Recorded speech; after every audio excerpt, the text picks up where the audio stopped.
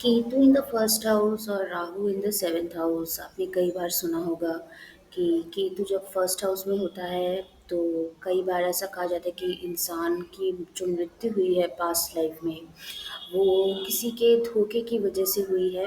किसी ने उसको धोखा दिया होता है या फिर किसी ने फ्रॉड किया होता है। इसी वजह से इसके सबकॉन्शियस को समझने के लिए हमको ये जानना ज़रूरी है कि ये जो इंसान है अब इस लाइफ में हमेशा उसको कुछ अधूरापन महसूस होगा। कई बार ऐसा भी कहा जाता है कि केतु फर्स्ट हाउस वाले का वो अपने ऊपर कुछ इम्प्रूव कर रहे होते हैं तब उनकी डेथ हुई होती है। वो अपने ऊपर कुछ इम्प्रोवाइज़ कर रहे होते हैं या फिर may be anything related to sadhana कर रहे होते हैं या फिर खुद को इम्प्रूव या किसी भी तरीके से अपनी लाइफ को आगे बढ़ा रहे होते हैं तब उनकी डेथ हुई होती है।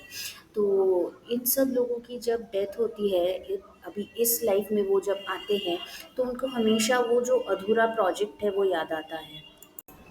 सबकॉन्शियसली ऐसे लोग हमेशा उनको लगता है कि दिस समथिंग जो वो भूल रहे हैं और वो ढूंढते रहते हैं। उनका राहु सेवन्थ हाउस में होता है और वो दूसरे लोगों में वो ढूंढते रहते हैं। अक्सर आप ऐसे लोगों को देखोगे वो काफ़ी लोगों के साथ कनेक्टेड रहते हैं। वो लोगों को सोशल मीडिया में फॉलो करते हैं, वो कमेंट करते हैं हर चीज़ पे, वो उनको लाइक करते हैं और देखते रहते हैं, फ़ोन करते हैं। आप ऐसे लोगों को फ्री टाइम में देखोगे वो हमेशा किसी न किसी रिलेटिव को किसी न किसी फ्रेंड को कॉल कर रहे होंगे, लेकिन उनको उनका जो डीप सबकॉन्शियस है उनको वो याद दिलाने की कोशिश कर रहा होता है वो वो काम जो वो भूल गए हैं।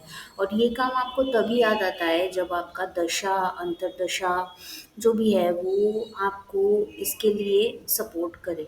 तो काफ़ी टाइम में ऐसा भी होता है कि पूरी लाइफ बीत जाती है और उनको पता ही नहीं चलता, लेकिन हमेशा अंदर एक फीलिंग रहती है that there's something that they need to work on. तो this is what happens when you have the Ketu in the first house and it's very much बहुत ऐसा देखा गया है कि बहुत टाइम पे ऐसे लोग जो है काफ़ी धार्मिक भी पाए जाते हैं और ये इनको अपनी लाइफ के एंड के दौरान like second phase of life के भी बहुत टाइम के बाद इन द मिड फोर्टीज़ इनको जाके फिर याद आता है कि शायद ये वाला मेरा काम है जो अधूरा रह गया। तो because as you know Ketu ही वो प्लैनेट है जो सबसे लास्ट में मैच्योर होता है। तो उस टाइम के दौरान अराउंड मिड 40s में 45, 46, 47 और उसी दौरान इनको थोड़े-थोड़े याद आना चालू होता है कि उनका जो है what is the purpose main purpose of their life. और राशियाँ भी देखिए आप, उससे भी आपको आइडिया लगेगा कि इनका जो है पर्पस क्या है या फिर कौन-सी वो चीज़ है जो वो भूल रहे हैं। डेफ़िनिटली इस लाइफ़ में आपका राहु जहाँ पे है, वहीं पे आपको मूव करना होगा। तो you have to focus there, वहाँ पे आपका ज़्यादा फोकस रहना चाहिए बिकॉज़ जो सबकॉन्शियस माइंड है वो बता रहा है कि पास्ट लाइफ़ में कुछ आप अपने आप ऊपर वर्क कर रहे थे। आपने अपनी चारों ओर फ़ोकस नहीं किया, इसी वजह से किसी ने आपको बिट्रे कर दिया। तो इस लाइफ़ में सोल चाहती है कि आप अपने आस-पड़ोस के ऊपर फ़ोकस करें।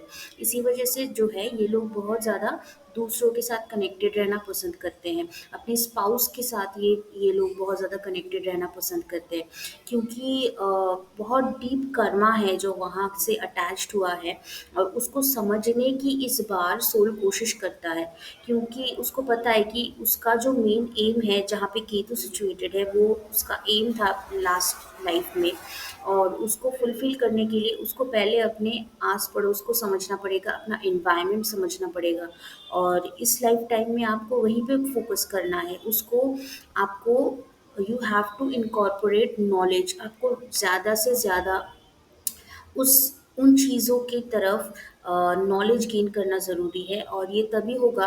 Practical remedy for this is that आप डेली जर्नलिंग कीजिए।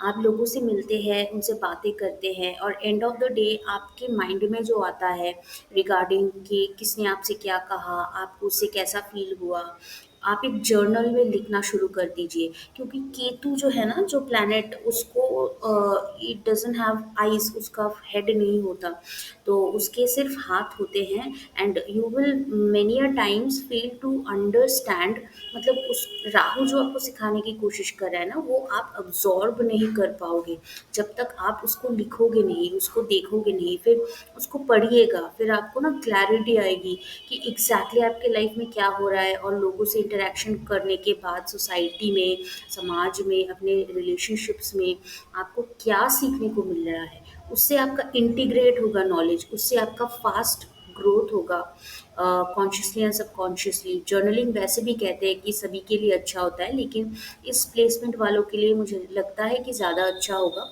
And all of this is coming from Shri Hari. और राधे राधे लिख दीजिएगा कमेंट में अगर आपको ये रेमेडी अच्छी लगी तो this is what I have for the first video.